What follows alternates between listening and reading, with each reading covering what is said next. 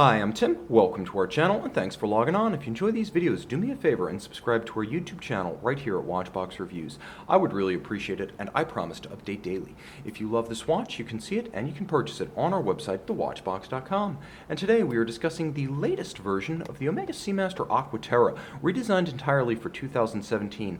The model you see on my wrist now is a 41mm stainless steel Surf and Turf Seamaster, not one of the rotating bezel dive watches, but a versatile timepiece that could just as easily join you on the boardwalk or in the boardroom. On my 16cm circumference wrist, you can see it fits easily. The measurement across the lugs is quite conveniently only 47.5mm, so with no end links to flare out, 47.5mm is the lug-to-lug measurement here, and I can recommend this watch for wrists as small as 14 centimeters in circumference, maybe even 13.5 centimeters circumference.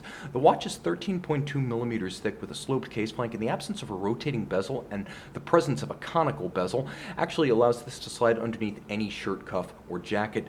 Spacing between the lugs, 20mm, still quite versatile. You'll have a bevy of aftermarket options. Omega itself sells everything from NATO straps to bracelets for this watch, but I do happen to find the strap as fitted quite fetching. The conforming end profile and interlocking end piece creates a highly integrated aesthetic, and there's a cross hatching that's molded into the strap itself, flanked by raised striations that feature an inlaid contrasting stitch. It's remarkably elaborate for a simple rubber strap. It's also substantial, and the clasp is, well, built to match. You can see both polished and satin finished. The twin trigger release is quite sure and certain. It won't pop open accidentally.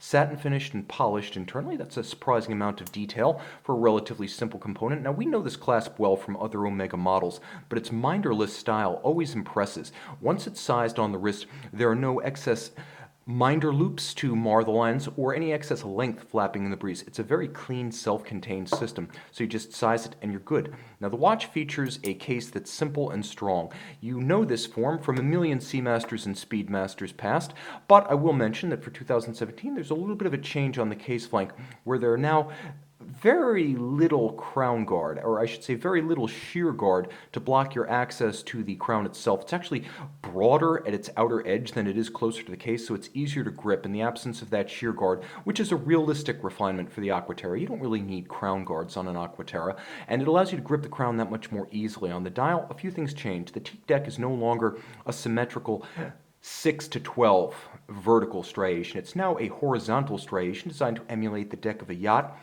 And you can see here, it's actually irregular. Some of the gaps are broader, some of the forms waver from side to side. It's designed to look a little bit more organic, and that it certainly does.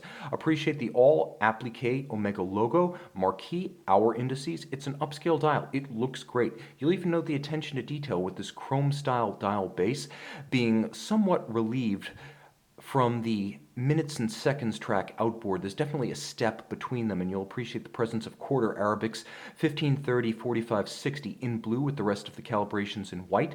The dial is intense and reflective, best compared to something like Rolex's dark rhodium finish, and the date has moved from 3 to 6 in the 2017 Aqua Terra, now with a step to ease the transition from dial base down to monotone date disc. So it's quite unobtrusive, and it allows the watch a bilateral symmetry. Appreciate the fact that the caliber 8900 movement does feature a few subsidiary modes. One is hacking or stop seconds. Now you can synchronize the watch precisely to a reference time, but there's also an intermediate position where you can actually move the hour hand independently of the others, and so the watch will continue to keep good time as you travel, including jumping back or forth across the international date line, and so you can actually change the date as well as the hour in either direction with no hazard to the movement. Screw down crown, 150-meter water resistance, and it's anti-magnetic to over 1.5 Tesla or beyond 15,000 Gauss. Now, the watch does feature a full balance bridge with a free-sprung index for shock resistance, and the SI14 silicon hairspring helps to endow it with that amagnetic quality. 60-hour power reserve, twin mainspring barrels, the key not just to a long power reserve, but to excellent timekeeping from maximum wind to minimum wind. Twin barrels with different spring profiles help to keep the torque quite consistent from maximum wind through minimum wind. 25,200 vibration per hour beat rate. It is a Maytas chronometer, so instead of a 5-position test of a bare movement as with the COSC chronometer standard, the watch passes that. It's also a Maytas standard. So Maytas is a new standard for chronometry, tested in 6 positions, a fully cased up watch.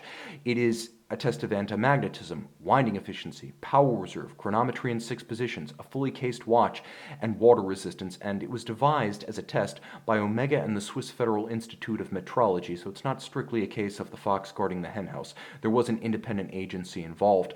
All of this beautifully blazoned with a spiral arabesque Côte de Genève, and you'll note the presence of blackened rather than blued or polished screws. It's an open, visible, and attractive caliber with a lot of Omega and Swatch Group internal savoir-faire to set it apart from the rest of what's out there, and I've timed these movements as accurate as 1/3 to 0.5 second per day in 6 positions. So they walk the walk and they talk the talk in equal measure. But this one also communicates beauty, attention to detail, and a stylistic nuance that I find appealing in its own right. You can see it and make it yours on the Watchbox. Omega Seamaster Aqua Terra. Chrome dial, blue indices, blue strap, blue by night. See it on the Watchbox.